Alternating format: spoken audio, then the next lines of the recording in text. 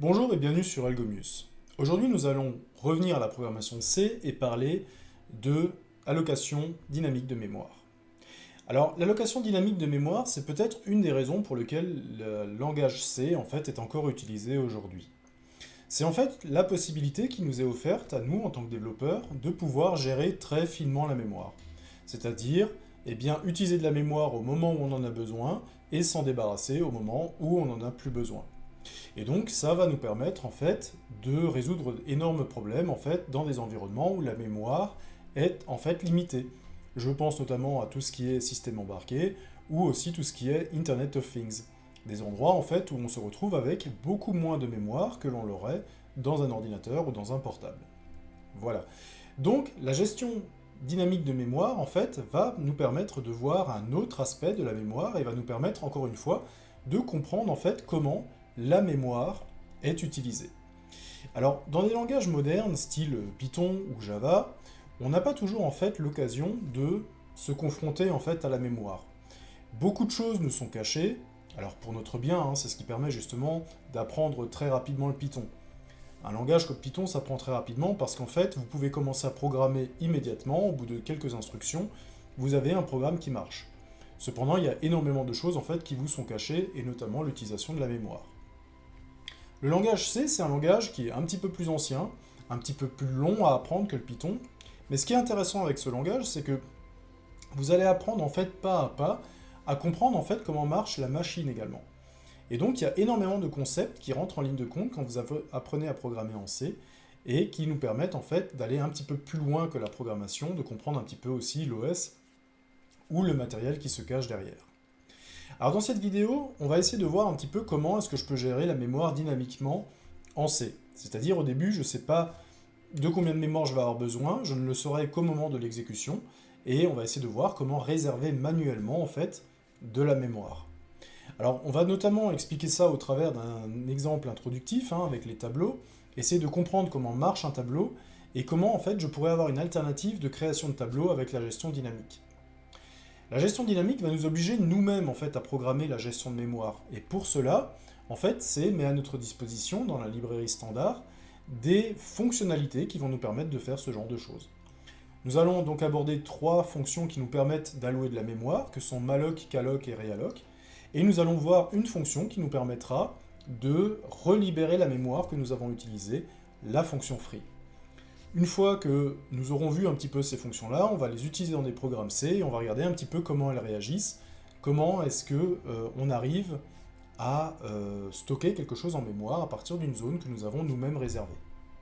Enfin, nous allons comparer l'allocation statique, c'est-à-dire que celle que nous faisons jusqu'à maintenant, c'est-à-dire que voilà, j'ai besoin d'une variable entière a, je fais un int a égale 5, et on va essayer de comprendre un petit peu quels sont les avantages et les inconvénients de l'allocation statique par rapport à l'allocation dynamique que nous venons de voir.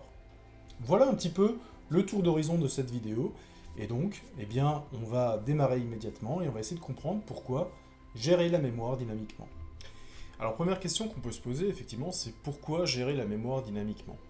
Pour l'instant, je déclare des variables, c'est assez simple en fait, quand j'ai besoin d'un entier, je fais juste un int a, je lui mets une valeur dedans, et ça marche très bien. Alors pourquoi en fait est-ce que je changerais? Pourquoi est-ce que je voudrais gérer la mémoire d'une manière différente? Eh bien en fait on va essayer de comprendre un petit peu les problèmes que peuvent résoudre la mémoire dynamique. Alors d'abord on va essayer de comprendre un petit peu le fonctionnement que l'on utilise déjà, qui est à savoir l'allocation statique des variables. Et on va voir que quand on crée une variable dans un bloc, on a déjà remarqué que cette variable n'est connue que dans ce bloc. Par contre elle est connue pendant tout le bloc, jusqu'à ce que le bloc en fait se termine. Et je n'ai pas de moyen en fait de faire disparaître cette variable. Même si je ne m'en sers pas, je ne peux pas dire bah voilà cette variable je ne veux plus qu'elle prenne de place en mémoire parce que je ne vais plus jamais l'utiliser. À partir du moment où elle est créée, elle va durer jusqu'à la fin du bloc. Ok. Ça veut dire en fait que quand on utilise de la mémoire statique, le programme sait au moment de la compilation en fait quel est l'espace mémoire qui va être nécessaire. Et donc en fait il y a déjà une partie de l'allocation mémoire qui est faite lors de la compilation. Et donc effectivement la place mémoire est déjà réservée au moment où on lance notre compilateur GCC, CC, Clang. Ok. Alors le compilateur lui il sait déjà que si je veux stocker un entier, il sait exactement en fait quelle taille mémoire va prendre un entier. Et ça, il le sait grâce à la fonction sizeOf. Alors je vous propose de voir un petit exemple de sizeOf. On va juste prendre un Visual Studio Code et là je vais en fait créer hop, un fichier et on va faire en fait un petit projet sizeOf, sizeOf, donc taille 2 hein, en anglais. Et cette fonction sizeOf, elle va me permettre en fait de comprendre, de retrouver la taille en fait d'un élément bien particulier.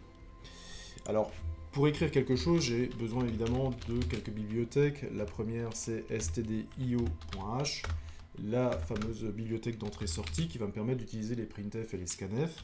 Et j'ai besoin d'une fonction main qui retourne un int. Voilà, je vais faire un petit peu plus grand. Ok, ça marche. Ok, et dans cette fonction main, tout ce que je vais faire, c'est que je vais écrire la taille de certains types. Alors par exemple, je voudrais la taille, par exemple, taille d'un entier. Alors taille d'un entier, je vais le récupérer. Alors je vais... la fonction sizeOf retourne en fait un type qui est du long décimal, c'est-à-dire en fait d'un entier long. Hein. C'est un entier, mais qui a en fait une plage de définition qui est plus grande. Donc taille d'un entier, je vais retourner à la ligne, et je vais donc dire, ça c'est mon sizeOf. Et je vais prendre le sizeOf de int. Voilà, par exemple. Et puis, je vais prendre quelques autres types. Alors, qu'est-ce que je peux prendre comme autre type? Je peux prendre taille d'un entier long. Alors, un entier long, c'est quoi? C'est tout simplement un long int. Ok. Qu'est-ce que je vais prendre? Taille d'un réel. Alors, la taille d'un réel, combien il faut de place pour stocker, par exemple, un double en mémoire. Et je vais finir avec la taille d'un caractère. Ah, je ne mets pas les accents parce que en fait la console, je ne suis pas en caractère français avec la console, sinon je vais avoir des caractères bizarres. Et ici je vais avoir la taille d'un char. Ok, ça marche. Donc je vais essayer de compiler tout ça. Donc je vais lancer mon petit fichier GCC sur le fichier 1.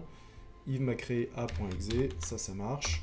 Je vais lancer a.exe et a.exe me dit que la taille pour stocker un entier c'est 4 octets. La taille pour stocker un long, c'est 8 octets. La taille pour stocker un réel, c'est 8 octets. Et la taille pour stocker un caractère, c'est 1 octet.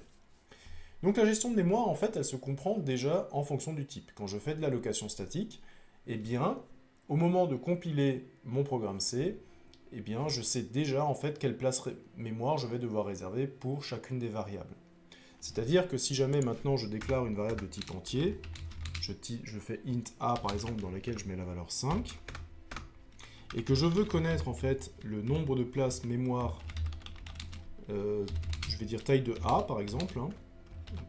Donc là aussi je vais avoir un long décimal, il faut que je retourne à la ligne, et je vais donc prendre tout simplement ici le sizeOf de ma variable A. Donc A étant un int, normalement, je devrais récupérer exactement le même nombre, la même taille qu'un int. Hein. La taille de A est de 4, ça colle puisque un entier valait 4. Ok. Donc ça, on est bon. On arrive en fait à déterminer la taille. Et par ce processus-là, au moment de la compilation, eh bien, le compilateur sait déjà que si jamais j'utilise un entier, je vais devoir réserver 4 octets. Et donc, au niveau de la compilation, il y a déjà un espace mémoire qui est mis en place et qui sera stocké au niveau de l'objet compilé, si vous voulez, de mon a.exe, pour avoir cette variable qui est en place. Donc là, on est en domaine connu. Je sais que j'ai besoin d'un entier, je sais que ça fait 4 octets, donc je le réserve déjà, je le mets de côté. Le jour où j'aurai à mettre quelque chose dedans, eh bien, j'aurai déjà mon emplacement réservé. Ça, pour l'instant, c'est la façon dont nous utilisons les variables en C pour pouvoir stocker nos informations. Alors, qu'est-ce que va amener la gestion de la mémoire dynamique? Eh bien, dans certains cas, on n'a pas toutes les dimensions des variables que nous essayons de gérer ne sont pas connues. Et la gestion de la mémoire dynamique va nous permettre de gérer nous-mêmes, manuellement, la mémoire. C'est-à-dire qu'on va pouvoir allouer de la mémoire quand on en a besoin, et on va pouvoir la relâcher quand on n'en a plus besoin, sans forcément attendre en fait la fin du programme. Ok, donc on va pouvoir gérer la mémoire exactement au moment où on en a besoin. Donc ça va être très intéressant. On va voir qu'il y a des domaines en fait où on a besoin d'avoir ce genre de choses. Ça va aussi nous permettre de résoudre d'autres problèmes, par exemple, au niveau des tableaux, quand dans un tableau, je ne sais pas à l'avance combien d'éléments je vais avoir dans le tableau, eh bien ça va nous permettre de gérer dynamiquement le tableau pour qu'il s'adapte en fait au nombre d'éléments que je veux y stocker. Tous ces exemples, en fait, on va les aborder. Alors effectivement, ce qui va différencier aussi l'allocation statique de l'allocation dynamique, c'est que l'allocation statique, tout nous est caché en tant que développeur et le compilateur gère ça tout seul. Moi, je déclare juste une variable et derrière, en fait, il s'occupe de faire le lien avec la mémoire. La gestion dynamique, ça va me demander un petit peu plus de travail. C'est moi qui vais devoir allouer la mémoire, c'est moi qui va devoir donner la taille de la mémoire que je veux allouer, et donc on aura des opérations un petit peu supplémentaires. Mais encore une fois, faire ces opérations supplémentaires fait que l'on a de nouveau la main sur notre programme et qu'on est sûr effectivement de comment ça va fonctionner. Voilà. Alors je prends toujours le parallèle un petit peu de la mémoire, un petit peu comme une grande armoire avec remplie d'étagères, hein, où je vais avoir besoin de stocker des éléments dessus. Donc là par exemple, quand je fais un int a égale 5, eh bien tout simplement je vais essayer de voir si dans la mémoire il y a une place disponible pour y stocker la valeur 5, et cette valeur 5, ou cette case-là, je vais l'appeler A. Comme ça, là, à chaque fois que je vais faire appel à la variable A, eh bien, je vais la lier à cette case mémoire qui va me permettre de récupérer la valeur. Ok. Alors, le C est un langage qui va nous permettre justement de faire de la gestion dynamique de mémoire. Alors, je ne sais pas si c'est possible de le faire avec tous les langages, mais le C est vraiment un langage qui est parfait pour ça. Toutes les fonctions sont en place. Et c'est pour cette raison, en fait, que le C, vous le retrouvez encore dans plein de domaines, alors que c'est un langage qui est plutôt ancien, mais c'est un langage qui marche encore très bien, hein. Mais vous allez le retrouver systématiquement quand vous allez faire de l'embarqué, par exemple. Si vous avez par exemple, des programmes, par exemple, dans un véhicule, qui remontent, en fait, ce qu'ont lu des capteurs, et ainsi de suite.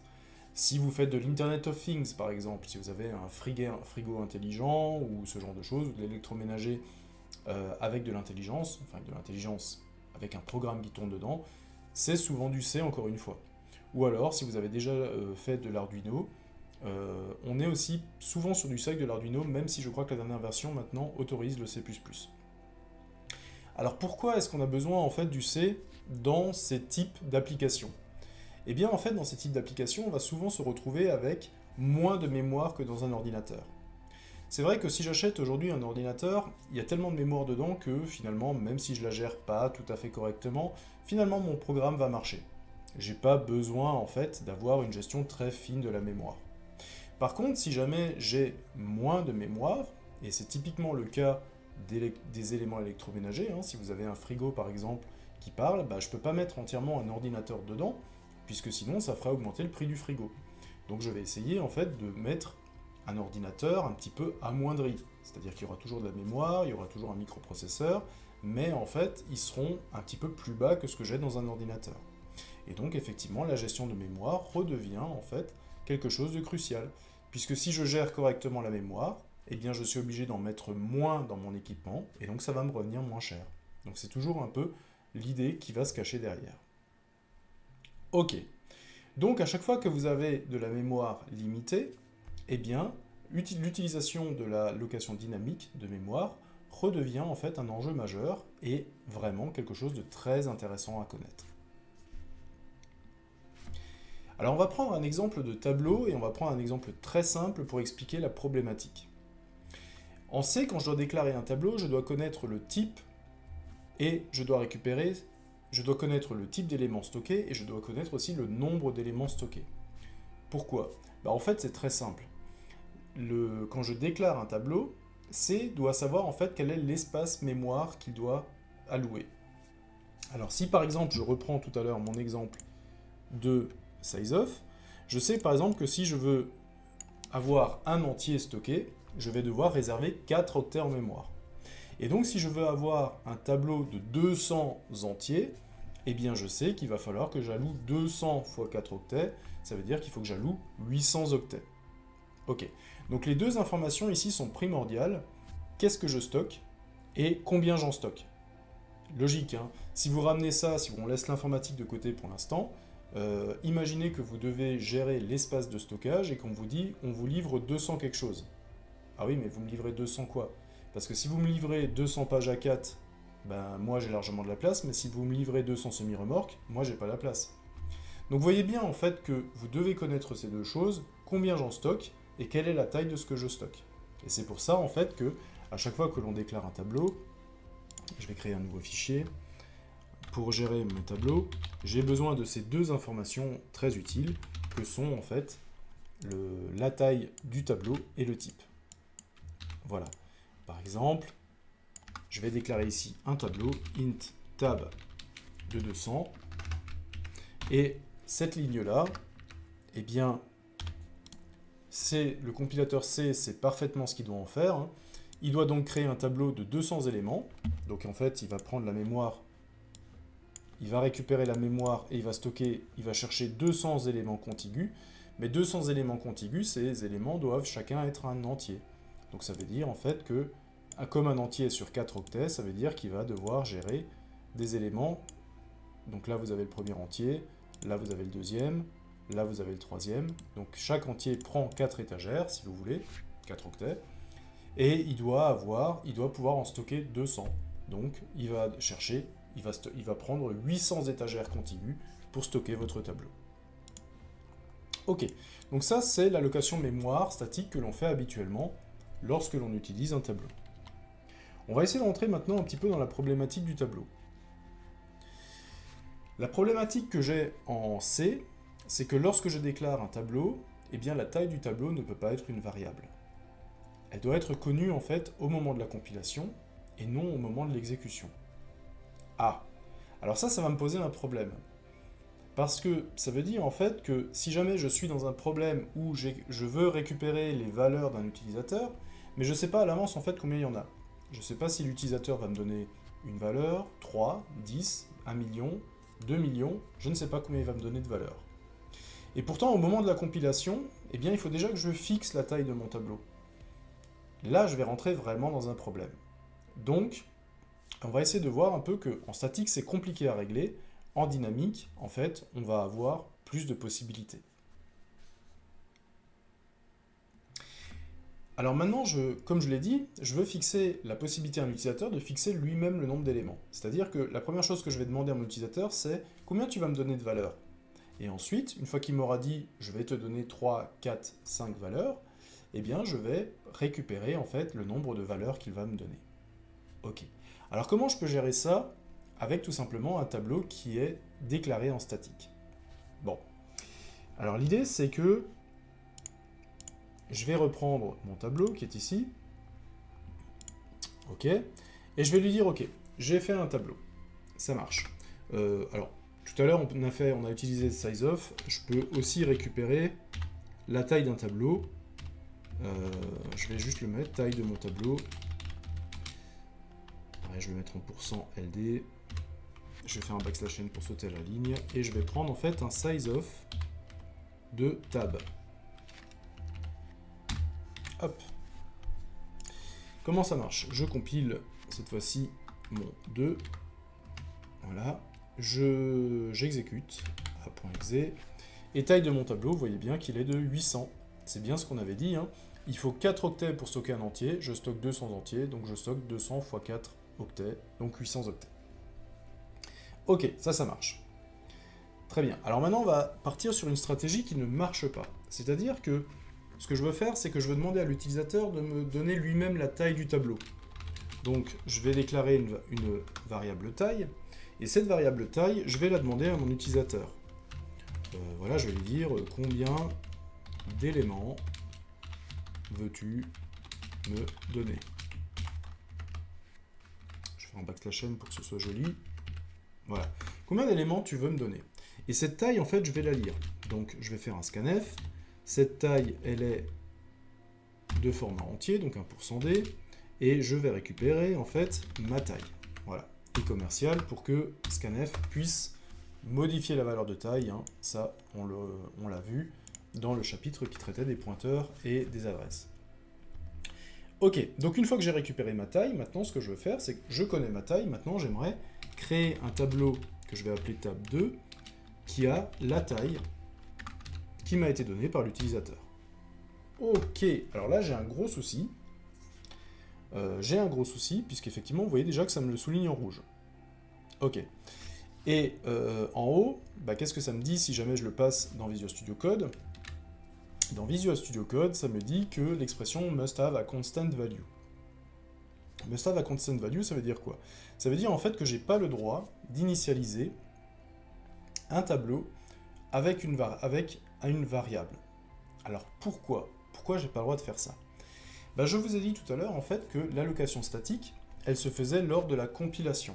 C'est-à-dire qu'au moment où ça compile, le compilateur prévoit déjà la place en mémoire que vous allez avoir besoin pour vos variables statiques. Quel est le problème ici? Lors de la compilation, je ne sais absolument pas quelle est la valeur de taille. Taille, c'est une valeur en fait que je n'aurai que le jour où j'exécute mon programme. C'est-à-dire qu'il va falloir que j'ai une allocation dynamique. Je ne peux pas le faire au moment de la compilation. Donc là, j'ai une erreur. Bon. Alors je peux essayer de voir aussi la taille 2. Alors le petit souci que l'on va rencontrer, enfin, c'est pas vraiment un souci, mais le souci que je vais rencontrer, c'est que ici vous voyez que Visual Studio Code me donne une erreur, et si j'essaye de compiler mon programme, vous allez voir en fait que je n'aurai pas de problème de compile. Ok. Pourquoi? En fait, vous allez vous apercevoir que certains compilateurs en fait ont une extension pour automatiquement transformer ce genre de choses. En fait, au moment où ils le compilent, ils le transforment en allocation dynamique. Et donc en fait, ils ne vous posent pas de problème, mais ils font la conversion eux-mêmes. Nous, on va quand même essayer de voir pour l'écrire correctement.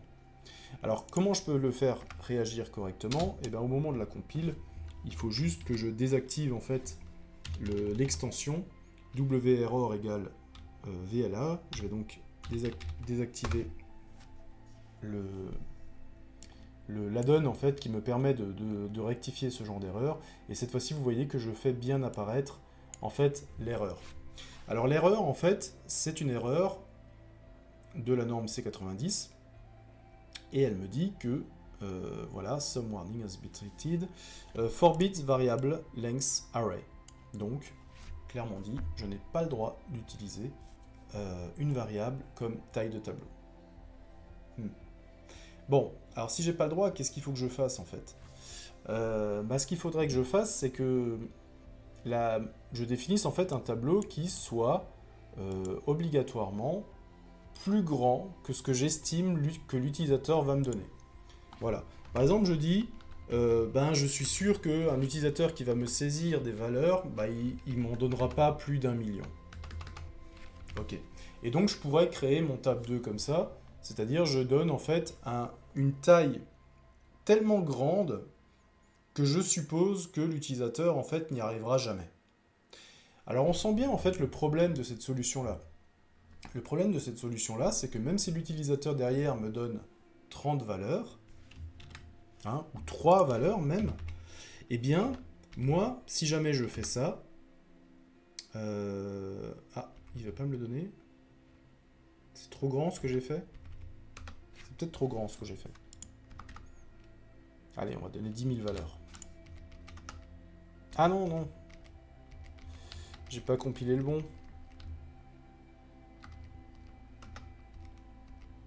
Hop. Oui, alors j'ai encore la lecture dedans. Ok. Voilà. Donc voilà, vous voyez bien que là, il va me stocker quand même 40 000 données. Même si je mets rien dedans, même si j'ai rien mis dans mon tableau, il a quand même en fait mis 40 000 octets de côté pour pouvoir en fait mettre des valeurs. Ok, alors ça m'embête un peu. Donc normalement, je devrais pouvoir faire plus. Hop. Non, décidément, il n'en veut pas. Bon. Pas grave.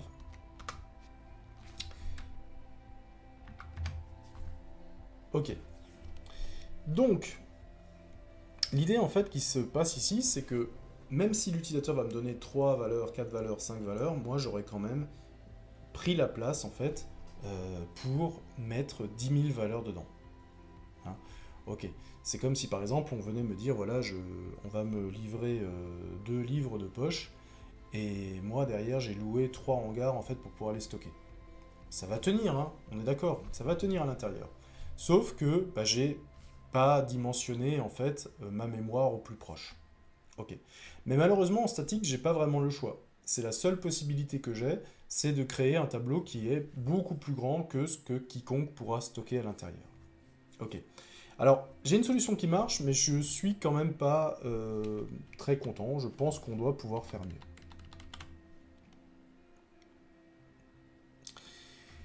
Alors effectivement, la solution qui serait la plus élégante, ce serait de demander à l'utilisateur le nombre d'éléments et de pouvoir en fait le fixer, en fait, le mettre en place dans la taille de mon tableau.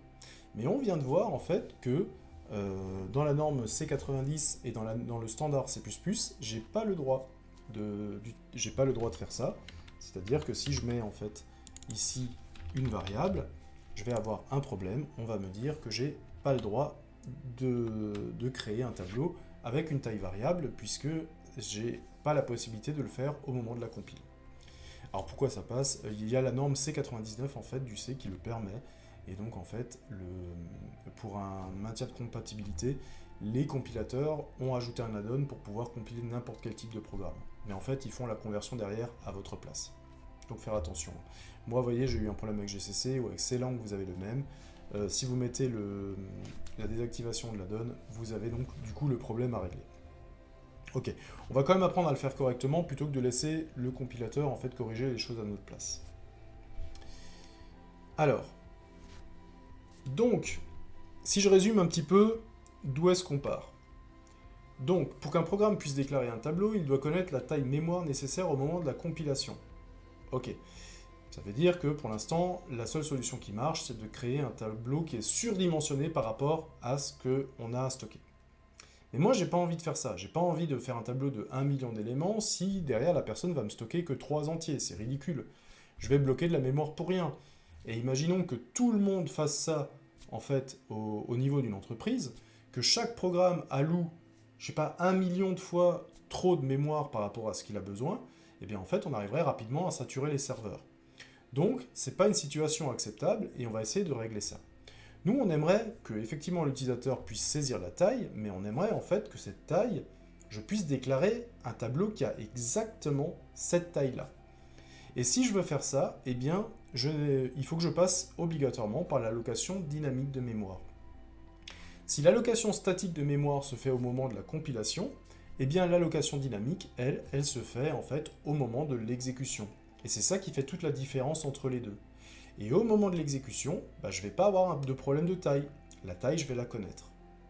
Alors comment ça va marcher? Parce que si je déclare en fait une zone mémoire, il faut bien que je puisse y faire référence, c'est-à-dire l'idée, c'est pas seulement de stocker un entrepôt, mais moi, il faut que j'y ai accès aussi. C'est-à-dire qu'il faut que je sache où il est, que je puisse mettre des choses dedans, et que je puisse récupérer des choses dedans. Bon. L'idée, en fait, c'est tout simplement que dans le programme, on va dire, voilà, on va garder... Alors, l'analogie avec l'entrepôt, elle est très bonne, on va garder l'adresse de l'entrepôt. Et pour l'instant, sur l'adresse de l'entrepôt, il y a juste un terrain vague, il n'y a pas encore d'entrepôt construit. Mais on sait que le jour où il y aura un entrepôt, il sera là-bas. Et c'est exactement ce que l'on va faire. On va créer en fait un pointeur dans le programme et on va dire, voilà, il n'y a encore rien pour l'instant, mais le jour où je sais ce qu'il faut que je réserve, eh bien j'y accéderai en fait par cet élément-là. Et par la suite, en fait, on réservera la place nécessaire. Alors comment ça débute tout ça? Eh bien au début, je vais garder en fait mon petit tableau qui est ici. Alors la taille du tableau, celui-là je vais l'enlever. Je vais garder mon petit principe de garder la taille du tableau, de la lire et de récupérer la taille. Ça marche. Par contre, ça marche pas, je vais l'enlever. Mais ce que je vais dire, c'est que pour l'instant, je vais créer mon tableau, et c'est un pointeur. C'est un pointeur de tableau. Mais pour l'instant, en fait, il est relié à rien. C'est-à-dire que, si vous voulez, si je reprends un peu l'exemple de ma mémoire, ok, avant, j'avais un tableau et tous les emplacements étaient réservés. Et tab, en fait, c'était la première case de mon tableau qui me permettait de parcourir tout mon tableau. Et là, maintenant, ce qui s'est passé, c'est que pour l'instant, j'ai absolument rien réservé en mémoire. Mais alors, rien du tout. Il n'y a absolument rien. La seule chose que je sais... je vais le remettre en blanc, voilà. La seule chose que je sais, c'est que j'ai créé, en fait, un tab, et pour l'instant, en fait, il pointe vers rien. Alors comment il pointe vers rien? Habituellement, quand on est en C, on dit habituellement que quand il pointe sur rien, on lui dit en fait qu'il a une valeur. Alors, est-ce que je peux le faire un petit peu plus grand? Voilà. Je dis que mon tableau, en fait, il pointe sur la valeur nulle. C'est-à-dire que pour l'instant, en fait, j'ai créé une variable, en fait, mais elle n'est absolument pas liée à de la mémoire. Elle existe, mais pour l'instant, je l'ai reliée à rien. Voilà, elle est dans le vide pour l'instant. Et je vais la relier tout à l'heure à quelque chose que je vais allouer. Ok, donc là, il me manque, en fait, la fonction qui va me permettre à moi de dire je vais réserver, en fait, de la mémoire. Et cette mémoire, je vais y accéder au travers de la variable tab. Voilà.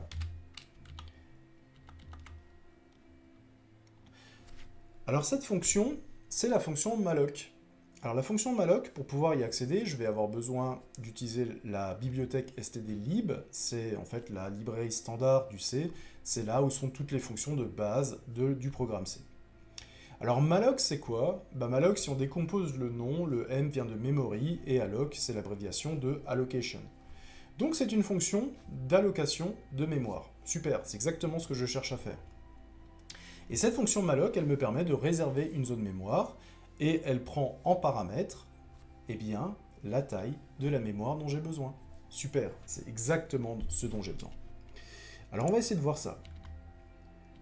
L'idée, c'est que maintenant mon tableau, je veux par exemple allouer un tableau, je veux demander à mon utilisateur combien il veut allouer d'éléments, et il faut que je réserve en fait en mémoire le nombre d'éléments. Ok, alors il y a peut-être un moment, quelque chose que vous avez déjà vu, c'est que mon tableau, je sais déjà qu'il contient des entiers.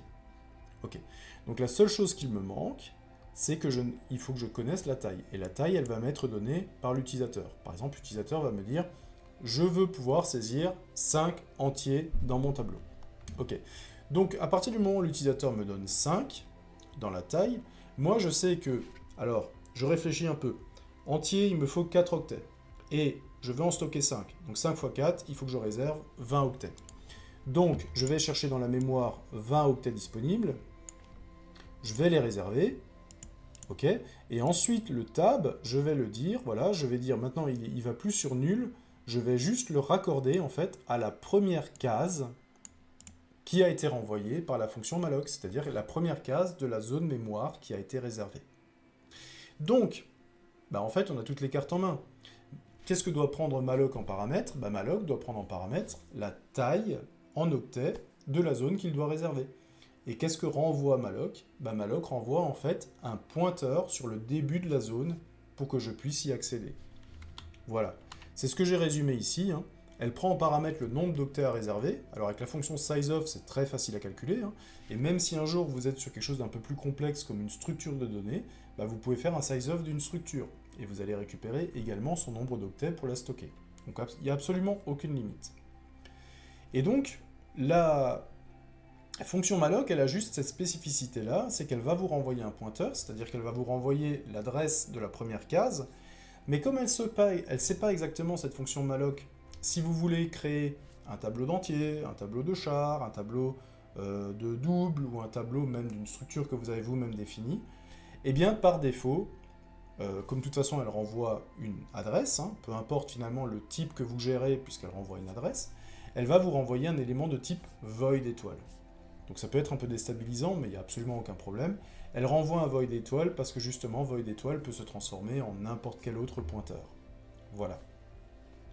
Alors on va essayer de comprendre un petit peu et d'utiliser cette fonction malloc. Donc j'ai besoin de la taille de la mémoire à réserver en paramètre et elle renvoie un pointeur sur le début de la zone. Ok, ça marche. Donc on va essayer de voir un petit peu comment ça fonctionne. Donc, dans mon pointeur, je vais écrire malloc. Et maintenant, il est temps de m'occuper du paramètre. Alors du paramètre, je vais en faire quoi? Paramètre, il me faut la taille de la zone à réserver. Alors taille, c'est le nombre d'éléments dans le tableau. Et un élément du tableau, c'est un int, donc il faut que je prenne la taille d'un int. Taille d'un int, ça va être 4. Si la taille, c'est 5, je vais faire 5 fois 4 et je vais réserver 20 octets. Super. Alors, est-ce que ça marche? On va essayer de voir si ça marche. Donc là, on est bon. est-ce qu'on peut essayer de voir si... on va prendre la taille de tab.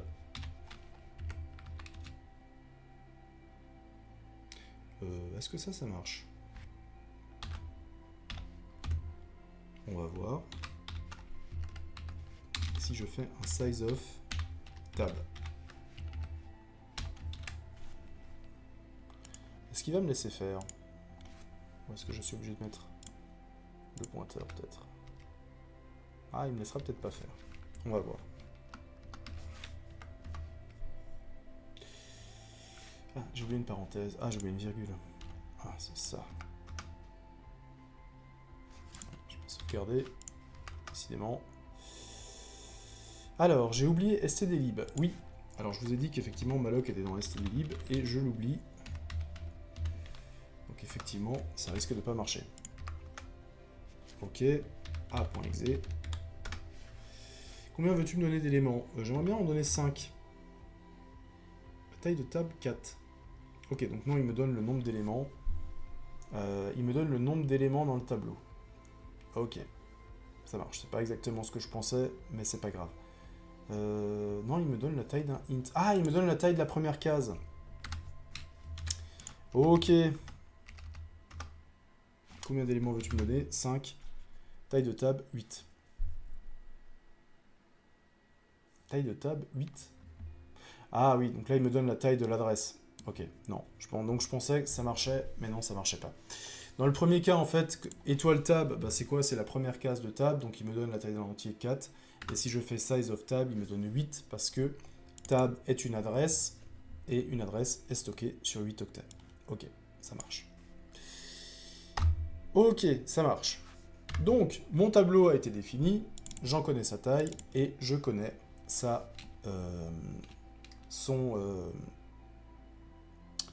la taille d'un int, et je connais le nombre d'éléments du tableau, ce qui me permet de faire mon malloc. Est-ce qu'il y a encore quelque chose à savoir sur la fonction malloc? Oui.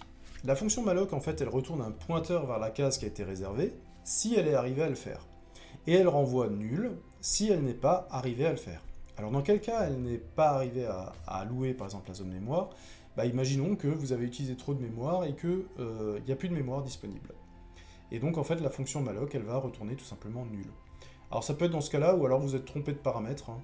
On va essayer de le tester tout à l'heure. Mais c'est toujours une bonne chose en fait quand vous avez un malloc de tester si tout s'est bien passé. Donc en fait si quelque chose s'est mal passé, c'est-à-dire en fait que le tab, il vaut toujours nul. C'est-à-dire que, si je reprends mon exécution d'avant, tab par exemple, il était sur nul, je ne suis pas arrivé à allouer d'espace mémoire, donc tab est toujours encore à nul. Donc si après un malloc, tab est encore à nul, là bah, je peux me dire en fait que quelque chose s'est mal passé. Il y a eu un souci. Alors il faudra mettre peut-être il y a eu un souci avec malloc.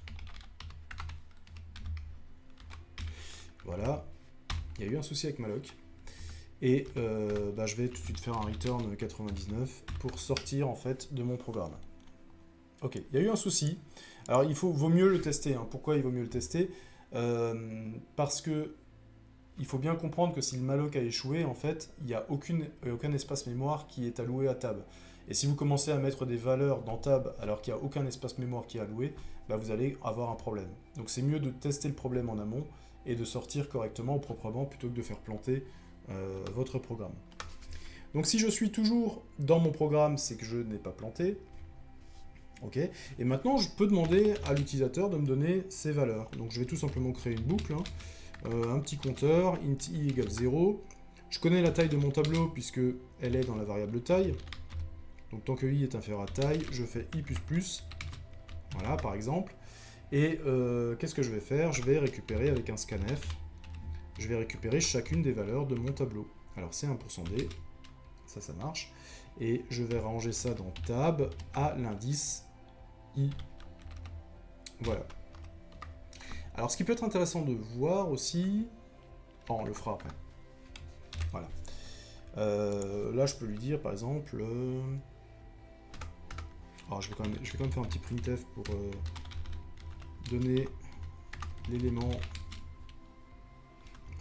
%d, comme ça je pourrais mettre i. Voilà. Ok, on compile ça. On l'exécute. Alors, combien d'éléments je veux donner? 5. Alors, l'élément 0. Ah, oh purée, j'ai mis le backslash n au mauvais endroit. Ça fait bizarre. Alors, l'élément 0, 1, 2, 3, 4, 5. Vous voyez, ça s'arrête. Et donc, j'ai pu saisir, en fait, l'intégralité de mon tableau. Ok. Alors, la zone mémoire, est-ce que je peux encore dire quelque chose sur malloc? Ouais. La zone mémoire, en fait, que j'ai allouée, qu'est-ce qu'il y a dedans? Ben, on peut essayer de voir, hein, on peut essayer de voir ce qu'il y a dans le tableau. Élément i avant initialisation. Et là, on va mettre %d, puisque on est aussi... C'est un tableau d'entier, donc on a aussi du %d. Donc on va mettre l'élément i et l'élément tab, tab de i. C'est un des problèmes de malloc, alors je ne sais pas si on arrivera à le voir comme ça. Oula. Qu'est-ce qui s'est passé? J'ai pas fait attention. Combien d'éléments veux-tu mettre dans le tableau? 5. Élément 0 avant initialisation, moins 18 000, machin, machin. Donnez l'élément 0. 446, moins 18 000, 446, 0 et 0. Donc vous voyez que en fait, la zone mémoire, elle a été... la zone mémoire avec malloc, elle a bien été réservée. Par contre, en fait, elle n'est pas initialisée.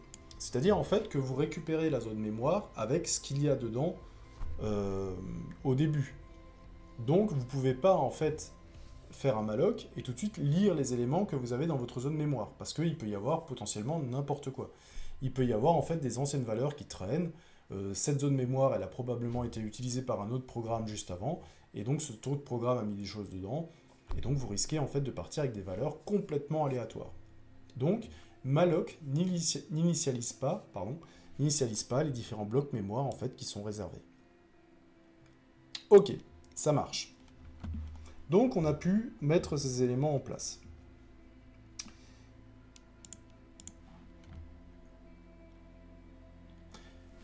Alors, il est temps de passer à l'étape suivante, c'est-à-dire qu'on a vu maintenant comment allouer une zone mémoire.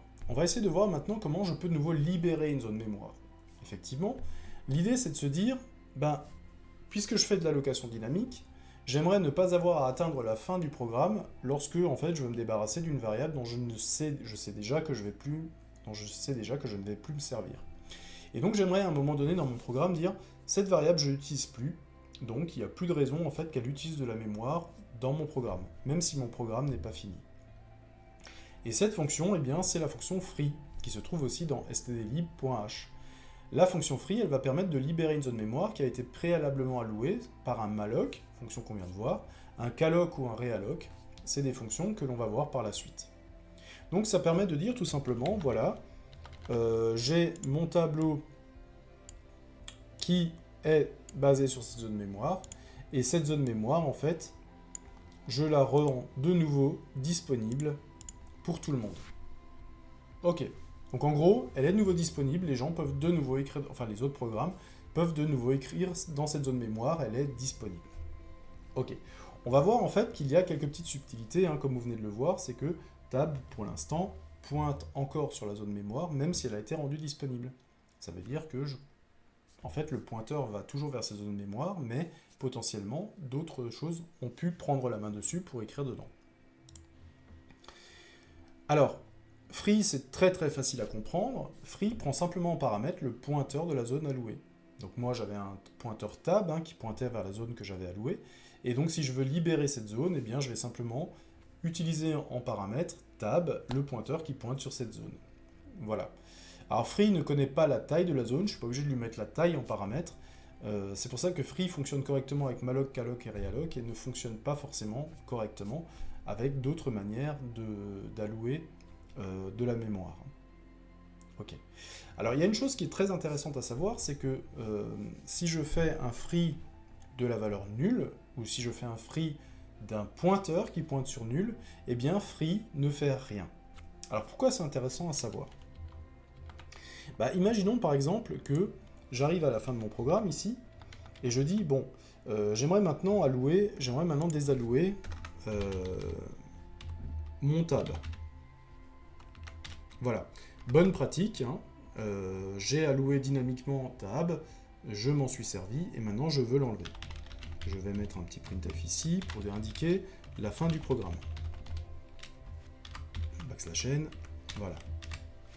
Donc, si j'arrive maintenant ici à ce moment-là, je compile, je fais mon a.exe, je donne 5 éléments, 2, 3, 4, 5, et j'arrive à la fin de mon programme.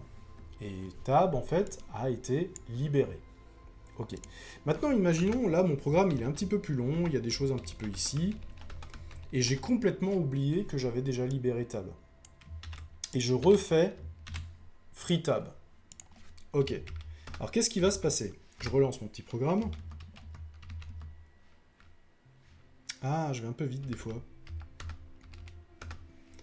Il y a 5 éléments. 1, 2, 3, 4, 5. Voilà. Et vous apercevez en fait que, ici, bah, j'ai pas la fin de mon programme. Normalement, je dois écrire fin du programme ici. Ok? Et bien en fait, mon programme s'est terminé anormalement. Pourquoi? Bah, tout simplement parce que le premier free a bien fonctionné, puisque je lui ai demandé de libérer l'espace mémoire qui était occupé par tab, mais quand j'ai fait un free une deuxième fois, eh bien en fait, j'ai planté mon programme. C'est-à-dire que mon programme s'est perdu dans la mémoire, il a essayé de désallouer un truc qui n'existait pas, et il s'est perdu. Mince. L'idée, c'est effectivement que, ici, j'ai essayé de redésallouer tab, alors que tab n'était déjà plus sur une zone mémoire réservée. Et donc, en fait, il n'y avait plus rien à libérer, et le programme s'est planté. Alors, il y a une bonne pratique, en fait, en C, qui dit, quand je libère tab, une bonne pratique, c'est de dire, voilà, alors la bonne pratique, ça serait effectivement de ne pas faire les choses en double, mais on n'est pas à l'abri, en fait, dans un programme, pour que ça fonctionne. Et si, par exemple, vous avez un programme que vous n'avez pas écrit et que vous tombez dessus et qu'il a ce genre de problème que vous essayez de résoudre, la première mission que vous avez à remplir, c'est déjà que votre programme il tourne de nouveau. Histoire que vous puissiez en fait traiter ce que vous avez à faire aujourd'hui, et puis ensuite vous mettre dans un coin qu'il faudra investiguer un petit peu. Parce qu'effectivement, quand vous commencez à avoir des problèmes de fuite de mémoire, c'est habituellement pas quelque chose qu'on règle dans les 5 minutes. Hein. Donc une bonne pratique, c'est de dire, voilà, dans tab, une fois que j'ai terminé une fois que j'ai fait un free de tab, en fait, tab, je remets nul dedans. C'est-à-dire qu'en gros, mon tab, en fait, je le remets sur la valeur nulle. Pour dire, voilà, tab, maintenant, ne pointe sur rien. Alors pourquoi je fais ça? Parce que si jamais maintenant je demande de faire un free sur un pointeur qui contient nul, eh bien le free ne va rien faire du tout. Mais en tout cas, il ne va pas planter. Et ce qui est déjà une bonne chose.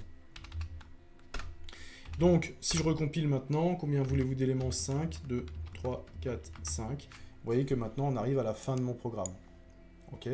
Free de table, deuxième, en fait, il fait free de nul. Free de nul ne fait rien. Et donc, il passe, il dit, voilà, il faut que je désalloue un truc. Bon, un truc qui est nul, de toute façon, c'est bon, c'est fait.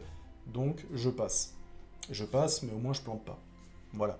Donc, plutôt une bonne pratique à utiliser, hein.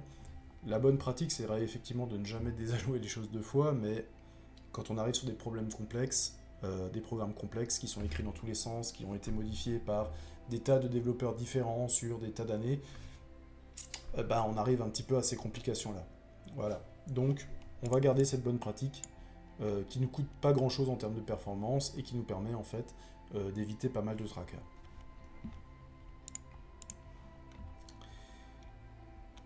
Ok. Une petite alternative à la fonction malloc, on a la fonction calloc. Alors la fonction calloc, c'est vraiment une alternative. Hein. Je ne sais pas s'il y a vraiment de grandes différences entre les deux.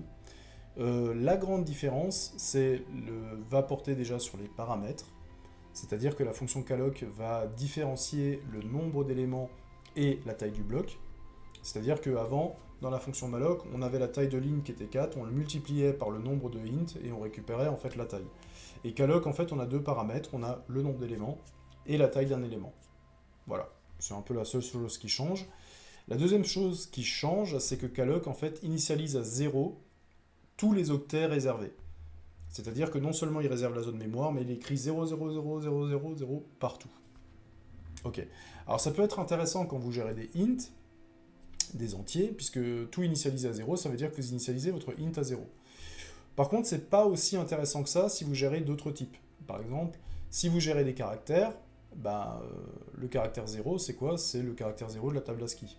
Ce qui n'est pas forcément très intéressant, quoi. Donc, il faut faire attention avec ça, ça peut être intéressant quand vous utilisez des entiers, c'est pas forcément très intéressant quand vous utilisez d'autres éléments. Sinon, à part ça, en fait, calloc et malloc partagent énormément d'éléments. Les deux réservent une zone mémoire, les deux renvoient le pointeur sur la zone mémoire qui est réservée, et les deux renvoient nul si jamais, en fait, vous avez un problème lors de l'allocation mémoire, par exemple, il n'y a plus de place. Dans les différents éléments. Alors comment je le fais mon calloc? Ça je vais le garder comme ça. Est-ce que j'ai la possibilité d'avoir tout mon programme sur une page? Ouais. Alors pour passer de malloc à calloc, il n'y a pas grand chose à faire, hein. Les deux sont dans la stdlib, donc ça il n'y a pas de problème, les deux sont là. Je vais changer mon calloc en malloc. Donc mon calloc, voilà, donc là il va me dire, il va râler parce qu'il va dire que calloc a 2 arguments alors que malloc en a qu'un seul. Et tout simplement, je vais dire, voilà, le premier argument, c'est le nombre d'éléments, le deuxième, c'est la taille d'un élément, voilà, et j'ai utilisé ma fonction calloc. Donc il n'y a plus de souci avec malloc, mais il peut y en avoir un avec calloc. Et là, je vais utiliser ce programme pour vérifier que, effectivement, tous les caractères, cette fois-ci, tous les éléments sont initialisés à 0. C'est la seule différence, hein. En gros, calloc initialise les éléments, alors que malloc ne le fait pas.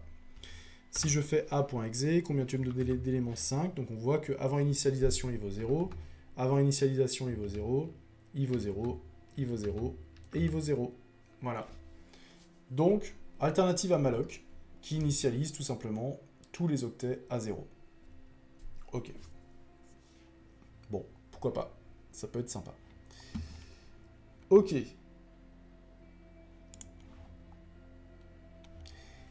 Alors une dernière fonction qui est très intéressante en gestion dynamique de mémoire, imaginons que vous changiez d'avis en fait sur la taille de votre élément en plein milieu de l'exécution. Vous dites, voilà, j'ai créé un tableau de 100, ah mince, il me fallait 150. Ou alors au final, ah bah non, il me faut pas 150, il me faut 70. Eh bien la fonction realloc va vous permettre en fait de réallouer la zone mémoire et de la redimensionner. Ok. Donc elle permet de redimensionner la taille mémoire. Sauf que là, effectivement, on va avoir deux choses assez différentes. Alors, quel va être le problème? Alors imaginons par exemple que j'ai une fonction tab et avec un malloc, j'ai réservé 1, 2, 3, 4, 5 emplacements. Ok. Voilà, j'ai mon tab qui est là. Alors deux choses. Si jamais maintenant je me suis trompé, que j'ai dimensionné trop petit, je voulais pas 5, je voulais 10. Alors le problème, c'est que effectivement, rajouter 10, c'est peut-être pas possible en mémoire, puisque ce qui suit les 5, là, eh bien, c'est peut-être déjà pris par d'autres logiciels. Là, par exemple, j'ai Excel ou j'ai PowerPoint qui est lancé. Peut-être que ces éléments-là ont déjà utilisé les espacements mémoire. Alors, qu'est-ce qui va se passer? Ce qui va se passer, c'est que je vais être obligé de chercher une zone de 10 disponible. 3, 4, 5, 6, 7, 8, 9, 10. Voilà. J'ai ma nouvelle zone, en fait, qui est ici, en jaune. Ensuite, je vais devoir recopier un à un tous les éléments. Donc, les 5 éléments verts, je vais devoir, en fait, les recopier dans l'élément jaune. Et quand j'aurai fini ça, eh bien, je vais, en fait, changer le pointeur tab. Donc, quand realloc change vers une structure plus grande, il y a de grandes chances en fait que tous les éléments soient déplacés. Alors pourquoi c'est intéressant de comprendre ça? Ça veut dire en fait que quand vous dimensionnez vers plus grand, potentiellement vous allez perdre du temps, puisque chaque élément va devoir être recopié dans la mémoire. Et si vous avez 10 000 éléments, ça veut dire que vous avez 10 000 recopies qui sont faites au niveau de la mémoire. Qu'est-ce qui se passe par contre si j'essaye de faire plus petit? J'avais pris 5 et je me rends compte en fait que j'ai besoin que de 3. Eh bien, la seule chose que va faire realloc, c'est qu'il va prendre les deux derniers et il va les rendre disponibles. C'est-à-dire, en fait, que maintenant, mon tab, il a plus 3 éléments, mais il en a que... pardon, il en a plus 5, il en a que 3. Et les deux derniers, en fait, ils sont redevenus disponibles pour les autres programmes. Donc, si je redimensionne vers plus petit, il n'y a pas de recopie, les éléments restent à leur place, il n'y a aucun souci. Par contre, si jamais j'augmente la taille de ma mémoire, il peut y avoir recopie.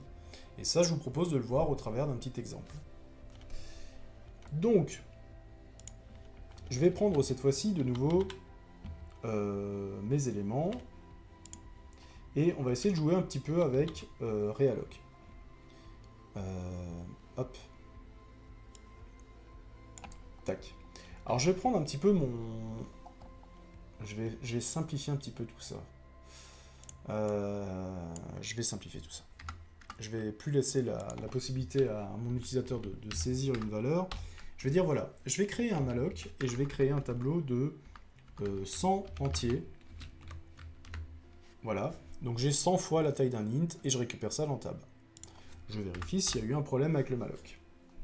Bon, ok.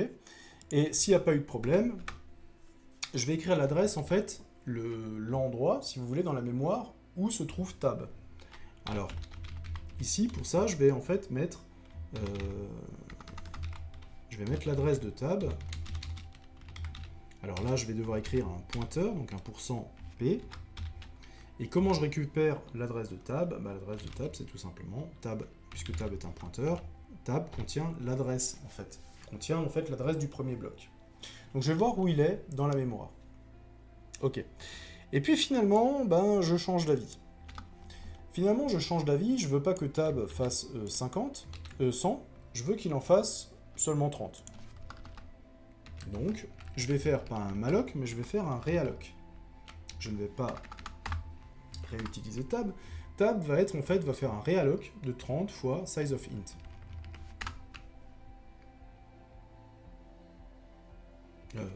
Pourquoi est-ce qu'il veut pas? Qu'est-ce qu'il me dit? Ah, realloc... Oui, pardon. Realloc prend en argument le pointeur en fait sur lequel il doit travailler. C'est-à-dire en fait qu'il retravaille tab, il le réajuste à cette taille-là et il renvoie tab. Ok. Pareil, je regarde, est-ce qu'il y a un souci avec le realloc? Et si jamais il n'y a pas de souci avec le realloc, adresse de tab, donc ça c'est après diminution. Ok. Et maintenant, ce que je vais faire, c'est que j'ai encore changé d'avis. Et finalement, maintenant, c'est pas 30 que je veux faire, c'est je veux maintenant en avoir 1000. Donc je fais un realloc de tab et cette fois-ci, je remonte à 1000. Donc là, il y a un problème avec le realloc. Et donc après diminution, cette fois-ci, je vais faire augmentation. Donc on explique ce petit problème. Donc, je fais d'abord un malloc. D'abord, j'ai un tableau qui fait 100. Waouh, j'ai pris un peu grand, mais c'est pas grave. Donc imaginons que j'ai pris 100 zones mémoire ici, et je les ai affectées à tab. Deuxième chose que je fais, je dis, ah bah non, j'en ai pas besoin de 100, j'en ai besoin que d'une partie. Je fais 30, donc c'est-à-dire je ne garde que les premiers, et les derniers, je les relâche, c'est-à-dire que je permets de nouveau à d'autres programmes de les utiliser. Et dans un dernier temps, je dis, ah bah non, en fait, il m'en faut pas ni 100 ni 30, il m'en faut 1000, donc en fait, ici, je vais récupérer énormément d'emplacement mémoire. Voilà. Donc voilà, je change 2 fois d'avis, et je regarde un petit peu ce qui se passe. Et à chaque fois, je regarde en fait où se situe tab. Est-ce que tab est toujours au même endroit, ou est-ce que tab a été déplacé? Ok. Alors, je vais lancer ma compile, et on va regarder ce qui se passe. Si jamais vous voulez récupérer les programmes sur lesquels je suis en train de travailler, ils sont tous dans le GitHub, dans la description. Donc, on voit bien que là, l'adresse de tab, alors c'est en hexadécimal, hein, c'est pas très compliqué à comprendre, hein. C'est tout simplement que, imaginez que chaque case a été numérotée dans la mémoire, et c'est ça qui va permettre en fait d'identifier de manière unique une case de la mémoire. Okay. Donc si on est sur la même adresse, c'est qu'on est sur la même case mémoire, si on est sur une différente, on est tout simplement sur une autre case. Et donc vous voyez qu'au début, mon malloc a mis le pointeur tab à l'adresse 1C8A5DD5E00. Peu importe à quoi ça correspond, hein, c'est de l'hexa, et c'est le numéro de la case mémoire. Et vous voyez qu'après j'ai fait une diminution, c'est-à-dire que je suis passé de 100 cases à 30. Et pourtant, vous voyez que tab, lui, n'a pas changé de place. Il est toujours au même endroit. 1C, 8A, 5DD, 5E00. Donc il n'a pas été obligé de changer de place, il n'y a pas eu de recopie. Par contre, après, j'ai augmenté de 30 à 1000. Et là, vous voyez que l'adresse du pointeur a changé. 1C, 8A, 5DD, ça c'est pareil. Par contre, en fait, il est passé de 0 à 90. Ok. Donc, après l'augmentation, eh bien, il n'avait plus de place dans les 30 pour stocker 1000.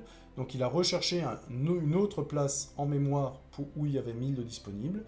Il a dû recopier les 30 éléments là où j'avais les 1000. Et ensuite, il a dû remettre en fait le pointeur tab vers cet endroit-là. Ok, ça marche. Donc on a une bonne vision en fait de comment fonctionnent ces quatre petites fonctions d'allocation dynamique de mémoire, hein. Malloc, free, calloc et realloc. Ça marche.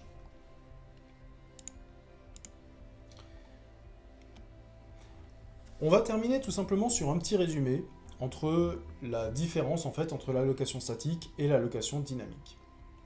Alors qu'est-ce que je peux en dire? L'allocation statique, c'est celle que l'on utilise habituellement. Int a égale 5.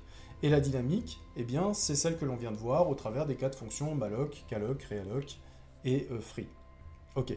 Alors est-ce qu'il y en a une qui est mieux qu'une autre? Est-ce que maintenant, à partir d'aujourd'hui, maintenant que vous savez que l'allocation dynamique existe, est-ce qu'il faudrait n'utiliser plus que ça? Alors évidemment non. Hein. Chaque technique a ses avantages et ses inconvénients. La statique, eh bien on l'a vu, elle est un petit peu plus simple à mettre en place et l'allocation se passe lors de la compilation. C'est-à-dire en fait que puisqu'un bout du chemin est déjà fait au moment de la compilation, vous allez gagner du temps lors de l'exécution. Okay. Au moment de la compilation, toutes les variables statiques sont déjà connues, leur taille est déjà connue et donc en fait la place mémoire est déjà réservée. Dynamique, en fait, je sais qu'il va y avoir un moment une variable, je ne sais pas quelle est sa taille et je peux pour l'instant rien faire. Toute cette action va devoir être faite au moment de l'exécution. Donc au moment de l'exécution, les variables statiques ont un léger gain de temps par rapport aux variables dynamiques. Les variables statiques, par contre, sont allouées toute la durée du bloc et j'ai aucun moyen, en fait, de pouvoir y mettre fin. S'il y a une variable que j'utilise et que je sais très bien que je ne l'utiliserai plus jusqu'à la fin du programme, eh bien, si jamais elle est définie dans le bloc principal, elle va quand même rester jusqu'au bout du programme. J'ai aucun moyen, en fait, de pouvoir m'en séparer. Les variables dynamiques, elles, par contre, eh bien, elles sont allouées quand je le veux, elles sont désallouées quand je le veux. Une variable dynamique dont je ne me sers plus, je me fais un free dessus, et je redonne en fait la possibilité aux autres programmes d'utiliser de nouveau la mémoire.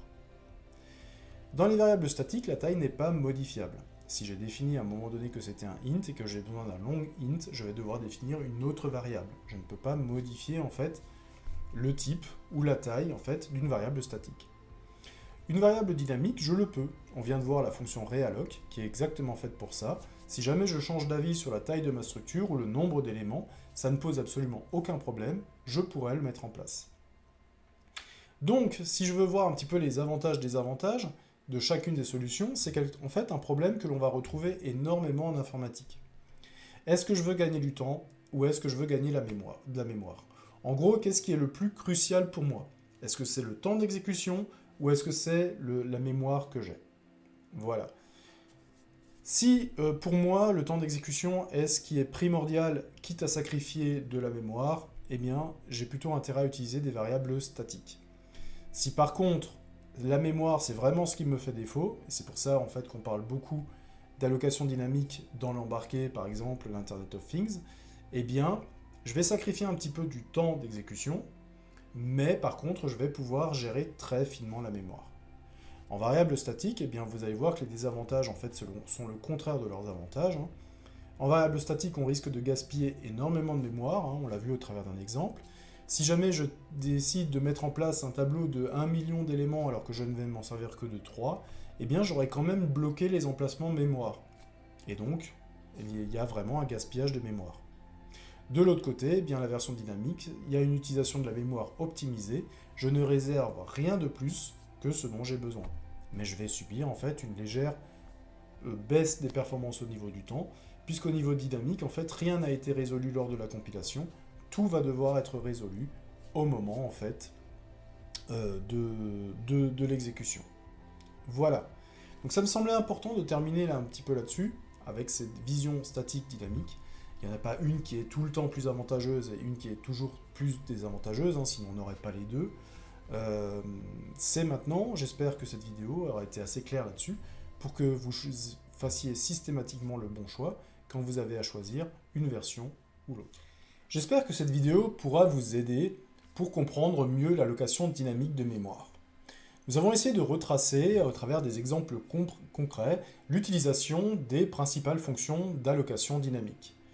Alors ça, dans certains langages, ça existe aussi, sauf que c'est caché. C'est-à-dire que c'est fait en arrière, c'est fait au moment de l'interprétation ou au moment de la compilation. Ici, en C, on a la possibilité soit de le faire en statique, c'est-à-dire de laisser le compilateur gérer lui-même la mémoire, soit de reprendre la main et de pouvoir aller un petit peu plus finement dans les détails. Donc ces fonctions, vous allez les retrouver principalement quand vous allez faire de l'embarqué, de l'Internet of Things, quand vous allez travailler avec de l'Arduino par exemple, et vous allez pouvoir travailler très très finement sur l'utilisation de la mémoire. Encore une fois, j'ai essayé de faire à chaque fois le parallèle entre l'utilisation de la mémoire, donc la fonctionnalité que l'on utilise, avec une représentation graphique que j'ai prise sous Excel pour vraiment vous expliquer comment fonctionne la mémoire. Et cette vidéo nous a permis d'aborder pas mal de sujets. Le fait que tous les types n'aient pas des tailles identiques systématiquement, le fait qu'à chaque fois que j'essaie de réserver quelque chose, il faut que je prenne en compte le nombre d'éléments et le type d'éléments que j'essaie de stocker. Tout ça, ce sont des paramètres en fait qui rentrent en ligne de compte, et vous avez vu que finalement, c'était les paramètres des fonctions malloc, calloc et realloc. Et en fait, si on prend le temps de faire un petit dessin, de comprendre comment marche la mémoire, eh bien on arrive rapidement à comprendre où est-ce que je vais perdre du temps. On l'a vu avec realloc, ça ne pose absolument aucun problème quand je diminue la taille de la mémoire dont j'ai besoin. Par contre, si j'ai besoin de plus, eh bien je vais peut-être être obligé de retrouver un nouvel endroit. Je peux de nouveau prendre quelque chose de physique, hein. Si jamais j'ai un gros hangar et que j'essaye de stocker moins à l'intérieur, ça ne me posera aucun problème, je peux rester dans mon hangar. Si par contre je veux stocker plus et que mon hangar est déjà plein, eh bien je vais être obligé d'acheter un gros hangar, de déménager tout ce que j'avais jusqu'à présent dans le nouveau hangar, et ça va me prendre du temps et du déménagement. Tout ça, c'est des choses en fait quantifiables, hein. On pourrait chronométrer les différents programmes et voir en fait que on est plus lent quand il y a en fait une réaffectation à un autre endroit dans la mémoire. J'ai essayé d'être le plus concret possible, hein, c'est pour ça qu'on a regardé aussi les adresses mémoire. On a vu que l'adresse mémoire ne changeait pas lors d'une diminution et qu'elle changeait lors d'une augmentation. Donc voilà, c'est souvent un problème un petit peu, un sujet qui fait un petit peu peur, l'allocation dynamique. Vous voyez que finalement, c'est pas quelque chose de très très compliqué à mettre en place, et c'est quelque chose qui peut amener énormément d'avantages, surtout en fait lorsqu'on ne sait pas à l'avance la taille en fait des objets dont on a besoin pour le stockage. Voilà, et bien je vous souhaite maintenant plein de réussite dans ce domaine-là, et je vous dis à bientôt pour la suite de notre exploration du C.